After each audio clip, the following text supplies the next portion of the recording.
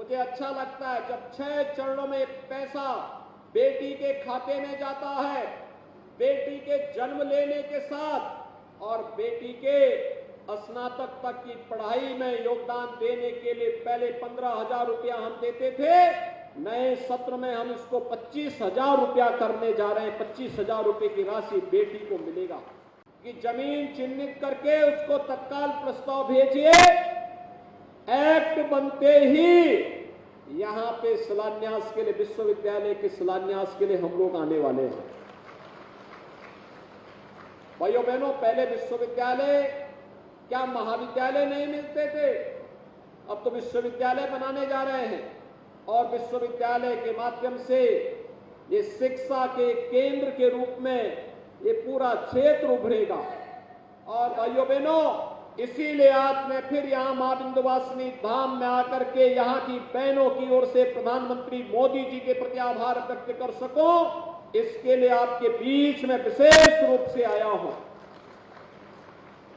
हमारा विंध्यवासिनी धाम नारी शक्ति के सशक्तिकरण का सबसे अच्छा उदाहरण है। याद करिए, एक साथ मां विंध्यवासिनी, मां अष्टभुजी और मां काली खो का एक त्रिकोण, याद करिए, महालक्ष्मी, महासरस्वती और महाकाली के रूप में हम सबको जीवन के समग्र कथा का दर्शन कराता है, हम सबको एक नई प्रेरणा प्रदान करता है और नारी शक्ति के प्रति यह श्रद्धा और सम्मान का भाव हम सबके मन में सदैव बना रहे। इसी के लिए मां विंध्यवासिनी धाम में इस अच्छे कॉरिडोर का निर्माण कार्य कराया जा रहा है। आने वाले श्रद्धालुओं को भी समस्या न हो, लेकिन साथ साथ मां के प्रति श्रद्धा का भाव व्यक्त करने के साथ साथ हमारे नौजवानों को अधिक से अधिक मात्रा में रोजगार की सुविधाएं भी उपलब्ध होती हो। मैं देख रहा था, मैं अष्टमी के दिन पूछ रहा था कि मां विंध्यवासिनी धाम में कितने श्रद्धालुओं ने दर्शन किया है। मुझे बताया गया कि अकेले एक दिन में 35 लाख लोग मां विंध्यवासिनी धाम में दर्शन किए। आप अनुमान करिए, पहले 35 लाख लोग पूरे वर्ष भर में आते थे, आज एक दिन में आ रहे हैं दर्शन करने के लिए। ये चीजें दिखाती हैं सुविधाएं मिलनी चाहिए, कनेक्टिविटी बेहतर होनी चाहिए और जब ये सुविधाएं बेहतर होती हैं, परिणाम भी उसी प्रकार से बेहतर होते हैं। मुझे लगभग 1 वर्ष पहले यहां आने का सौभाग्य प्राप्त हुआ था और उसके उपरांत उस समय मैं विधानसभा उपचुनाव के दौरान यहां आया था। वह हमारे सामने एक चुनौतीपूर्ण कार्यक्रम था।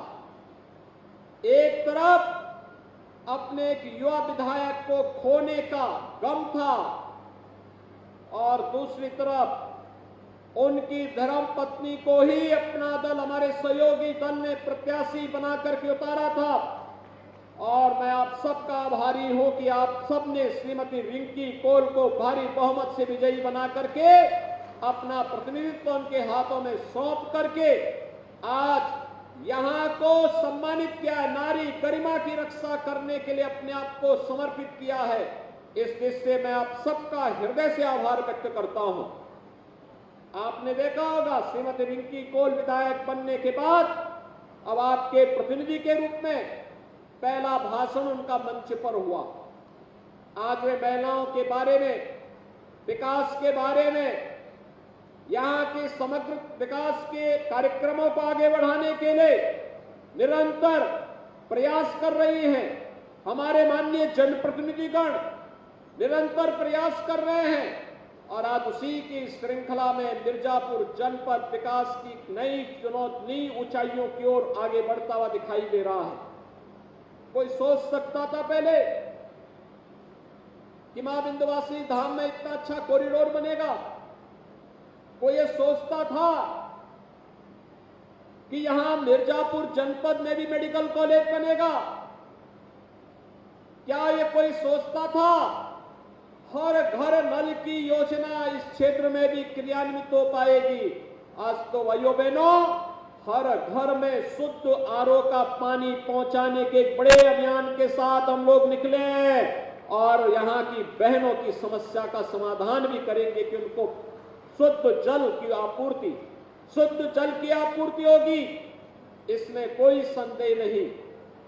लेकिन साथ साथ मां विंध्यवासिनी के नाम पर अब हमारे मिर्जापुर में भी एक भव्य विश्वविद्यालय का निर्माण हो, इसके लिए भी मैं आप सबको हृदय से बधाई देता हूं।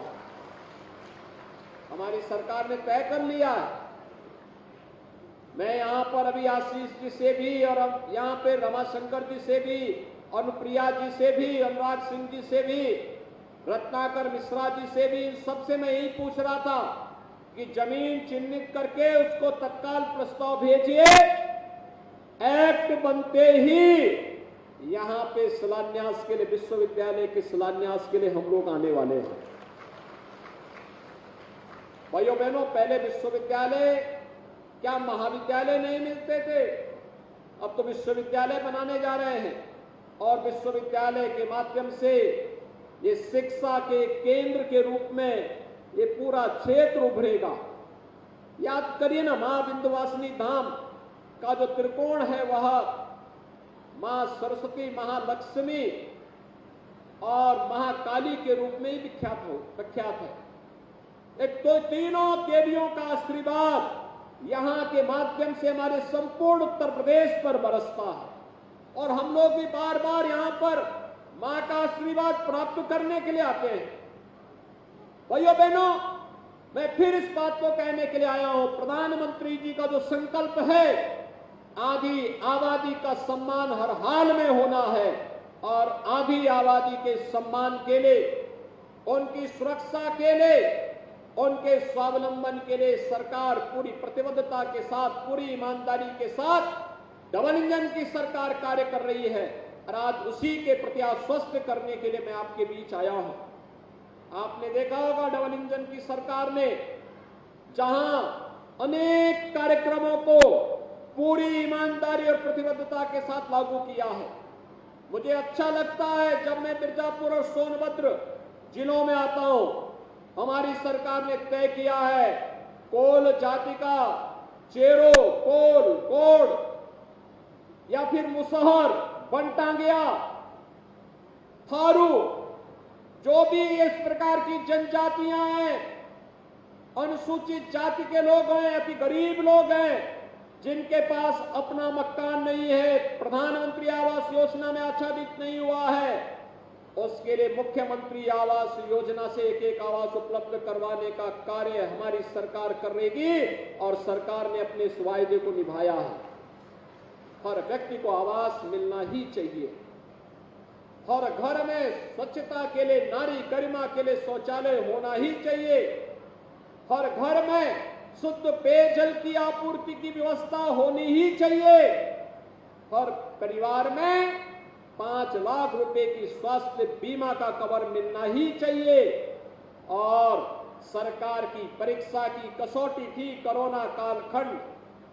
आपने देखा होगा जब विपक्ष के लोग आराम कर रहे थे, अपने अपने लिए ही चिंतित थे, तब डबल इंजन की सरकार आपके हितों का संवर्धन करने के लिए फ्री में टीका, फ्री में टेस्ट, फ्री में वैक्सीन और फ्री में उपचार के साथ साथ फ्री में राशन की सुविधा का लाभ भी दे रही थी और आज भी दे रही है।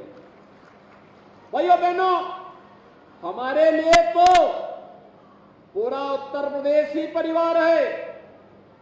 प्रधानमंत्री मोदी जी के लिए देश की 142 करोड़ की जनता ही परिवार है और उनके लिए जिस प्रतिबद्धता के साथ वे कार्य कर रहे हैं, ये किसी से छुपा हुआ नहीं है। और इसीलिए भाइयों बहनों, आज मैं आपसे बताने के लिए आया हूं, सरकार ने इसी क्रम में जो योजनाएं चलाई हैं, मुख्यमंत्री कन्या सुमंगला की योजना, मुझे अच्छा लगता है जब 6 चरणों में पैसा बेटी के खाते में जाता है, बेटी के जन्म लेने के साथ और बेटी के स्नातक तक की पढ़ाई में योगदान देने के लिए पहले 15,000 रुपया हम देते थे। नए सत्र में हम इसको 25,000 रुपया करने जा रहे हैं। 25,000 रुपये की राशि बेटी को मिलेगा। बेटी की शादी के लिए 51,000 रुपये की राशि सरकार दे रही है। मुख्यमंत्री कन्या सुमंगला योजना में प्रदेश की 17 लाख बेटियां आच्छादित हो चुकी हैं। यानी 19 में हमने प्रारंभ किया, अब तक 17 लाख बेटियों को इसका लाभ मिल रहा है। लेकिन साथ साथ मुख्यमंत्री सामूहिक विवाह योजना में अब तक 3,10,000 से अधिक बेटियों की शादी के लिए 51,000 हर बेटी की शादी के लिए भी सरकार ने उपलब्ध करवाए हैं। आप देखिए ना, पहले बेटियों की शादी के लिए गरीब के घर कोई जाता ही नहीं था, और आज जब सामूहिक विवाह की ये कार्यक्रम संपन्न होते हैं, कई मुख्यमंत्री, कई मंत्री, सांसद, विधायक, अधिकारी, ये सभी उस कार्यक्रम में भागीदार बनते हैं। ये बातें दिखाती है सरकार ने जो किया है पूरी ईमानदारी के साथ हर गरीब का भी सम्मान हो और हर बेटी को समाज सम्मान के साथ देखे। इस देश से सरकार के कार्यक्रम पूरी ईमानदारी के साथ आगे बढ़ाने के कार्यक्रम चल रहे हैं। सरकार वर्तमान में मिशन शक्ति के अंतर्गत अपने चतुर्थ चरण के कार्यक्रम को आगे बढ़ा रही है। जैसे यहां पे अनुप्रिया जी ने बताया भी कि उत्तर प्रदेश पुलिस में बेटियों की संख्या अधिक से अधिक भरी जाए। 1947 से लेकर 2017 तक केवल 10,000 महिला कार्मिक उत्तर प्रदेश पुलिस बल का हिस्सा थी, और आज मुझे बताते हुए प्रसन्नता है उत्तर प्रदेश पुलिस बल में 40,000 महिला कार्मिक वर्तमान में कार्यरत हैं। ये 40,000 महिला कार्मिक प्रदेश में बेहतर कानून व्यवस्था की स्थिति बनाने के लिए, प्रदेश के अंदर सुरक्षा का बेहतर वातावरण बनाने के लिए पूरी प्रतिबद्धता के साथ, पूरी ईमानदारी के साथ कार्य कर रही है। और उसी श्रृंखला को आगे बढ़ाने के लिए सरकार ने तमाम अन्य क्षेत्रों में भी उनके लिए अलग अलग द्वार खोले हैं, अलग अलग क्षेत्र में वे आगे बढ़ सकें। प्रधानमंत्री स्वामित्व योजना में उत्तर प्रदेश में 75 लाख परिवारों में अब तक घरौनी वितरण का कार्य किया जा चुका है। यानी ये 75 लाख परिवार में जमीन का मालकीन अब महिलाएं बन चुकी हैं। 55 लाख परिवारों को हमने आवास उपलब्ध करवाया है। इसमें भी हर 55 लाख परिवारों के मकान की मालकीन उस परिवार की महिला जो सदस्य है उसके नाम पर मकान भी उसे उपलब्ध कराया जा चुका है। भाइयों बहनों, सरकार के कार्य करने की इच्छा शक्ति होनी चाहिए। सरकार अगर दृढ़ इच्छा शक्ति के साथ आगे बढ़ती है, कोई कारण नहीं कि गरीब के पास उन योजनाओं का लाभ न पहुंचे। अवश्य पहुंच सकता है। पहले 300 रुपए की निराश्रित पेंशन दी जाती थी। आज मुझे प्रसन्नता है हमारी सरकार ने 300 रुपए की पेंशन की राशि को बढ़ा करके आज इसे 1,000 रुपया प्रतिमाह किया है। हर लगभग 30 लाख निराश्रित महिलाओं को हर वर्ष 12,000 रुपए की पेंशन की राशि हम लोग उपलब्ध करवाने का कार्य कर रहे हैं।